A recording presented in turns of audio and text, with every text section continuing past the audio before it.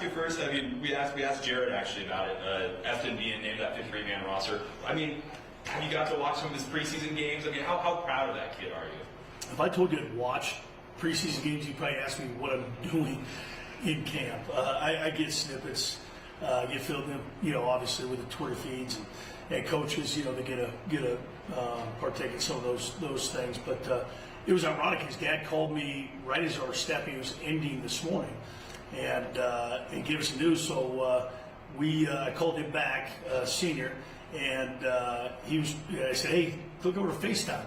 And I said, congratulations. Before I even talked to junior, I talked to senior.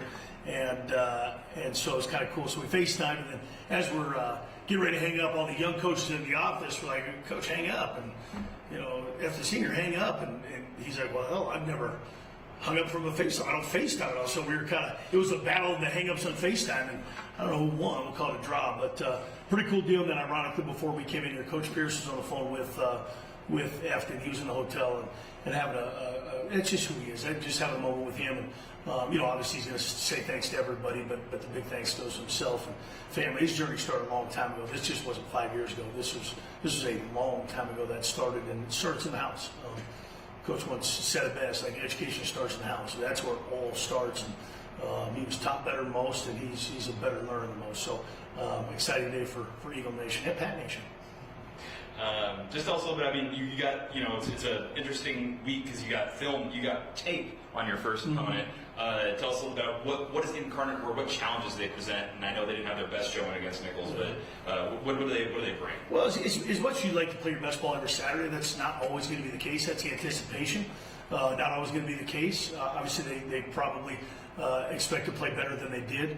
It's kind of a back and forth affair. Those sloppy times, penalties hurt them.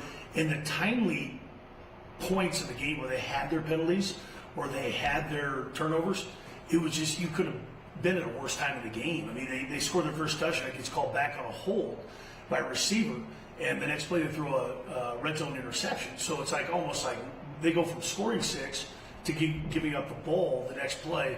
Then it's 20-6 late in the game. 4th and 1, they run the ball. They get called for another hold up front.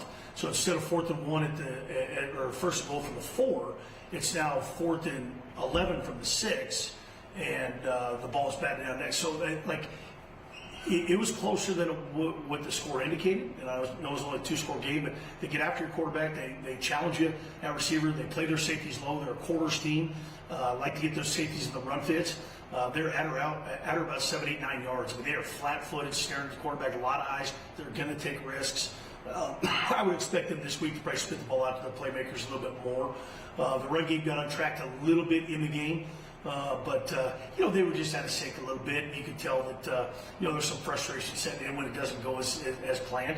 But they're going to work the perimeter. They will work the edges on us. They will play outside the hashes. They're going to force us to probably play outside the hashes. That's what I expect from their offense against our defense. But I think the pivotal area this week, and it goes in a lot of weeks, but especially this week, is special teams. I think that is the biggest ground to make up on either side, whether it's us or them, because it could be a wash in the other two departments, but that third is going to be that's going to swing the pendulum, in my opinion. So punters, kickers, snappers, tacklers, return guys, it's all very important, because hidden yardage in this game, I think, is one of the biggest advantages that can be taken advantage of by either team.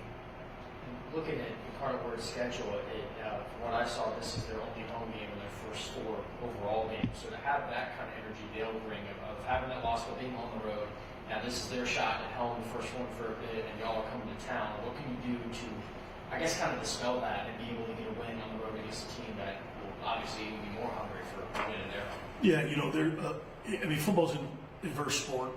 Playing on the road is even you deal with that much more adversity. You kind of find out who you intend to become, not who you are necessarily, but who you intend to become. The roles are reversed for us. We play 3 at home or 3 on the road and then 1 at home. So you might ask the same question a month from now, what's it like to play at home? And I'd say, I don't know yet. We'll find out. I do know it's more special to play at home. The game last year against Nichols at their home site was a much different story. I think it was 50-something to 14 something. So the roles were reversed. Each team won at home this last couple of years. So early on at first game, league game, I mean, there's more chips on the line than most first games when you're on the road and playing a league game. Top 10 team, they're a top 10 team for a reason. But it is special. We're going to travel probably 40 guys that have never traveled before. Some could call that a disadvantage. Some could call that just a wash. I mean, it is what it is this day and age with new faces joining the team. And we will be a much different team game 1 to game 12. How much different, time will tell. I hope that we play efficient ball prior to the snap and post whistle. That's kind of the first couple games. How clean can you be before the snap on both sides of the ball and after the whistle on both sides of the ball? Those are controllables. Between the whistles, there's going to be some things that happen as far as physical penalties that you're trying hard.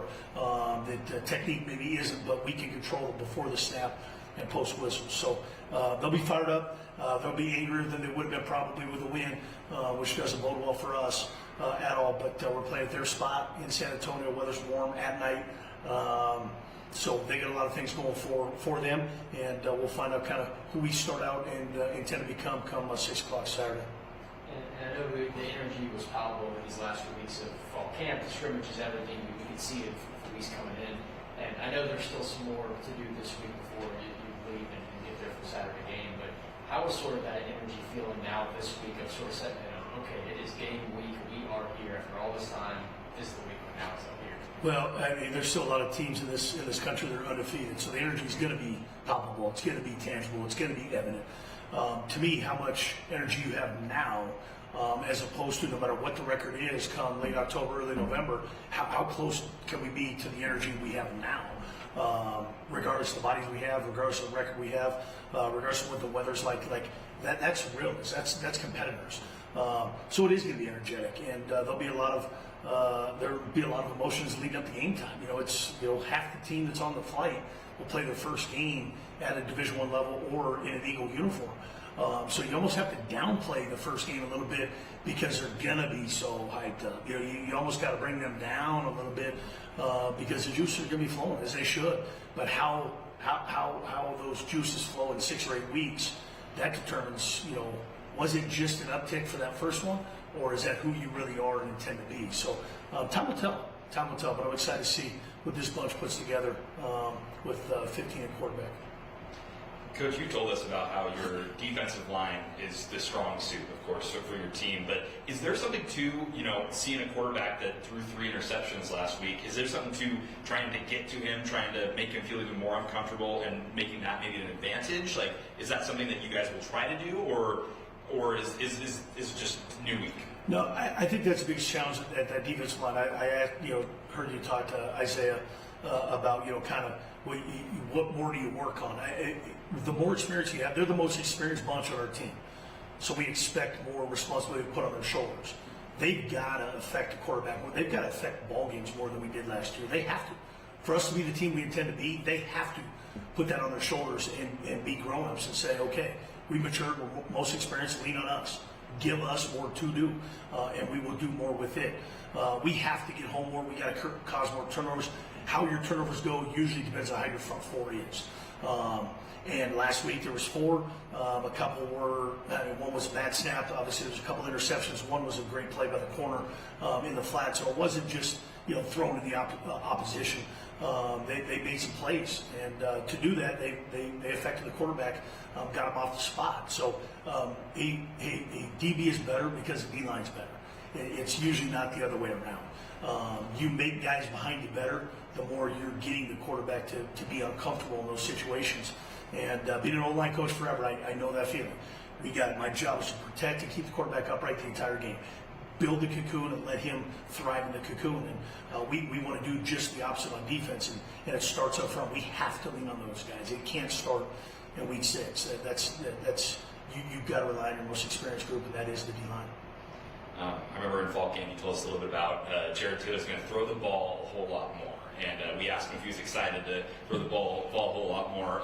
Is there something where, and this can also, I know he's a veteran, but it can apply to younger guys too, do you have to keep him kind of level-headed, or is it about, hey, go have some fun, go throw it around, or I guess is there a mentality maybe? I think knowing Jared, he's probably does more keep me level-headed than me keeping him level-headed. He's one of the most level-headed guys I've ever been around. And just like I said, you wouldn't know if someone stole his lunch money or he won the lotto. I mean, he's just kind of the same flavor all the time, which can be really good most of the time. Sometimes you want an uptick. And I got asked the same thing about Eric Berrier. You know, like, man, it looks like he's kind of the same guy every day. Is that a bad thing? That's just who he is. You can be competitive without being demonstrative. And he's got his moments. He's got his pockets. He'll be just fine. But a quarterback, when you say the word quarterback, you don't think hand the ball off or run the ball.